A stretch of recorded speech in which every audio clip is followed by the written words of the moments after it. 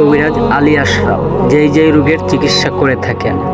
চিকিৎসা সমূহ: যে কোনো মেয়েকে বশ করা, যে কোনো লটারিতে বিজয় করা, মালিক বা কফিলকে বশ করা, ব্যবসায় অবনতি, প্রেম ভালোবাসায় ব্যর্থ, জাদু টুনা বা পারিবারিক অশান্তি, স্বামী স্ত্রী অমিল, বিয়ে শাদী হয় না, প্রেম ভালোবাসায় ব্যর্থ, শত্রু দুশ্মন দমন করা, জায়গা জমি নিয়ে ঝামেলা, বিদেশ যাত্রায় বাধা। যে কোনো গোপন সমস্যাকে সমাধান করা হয়।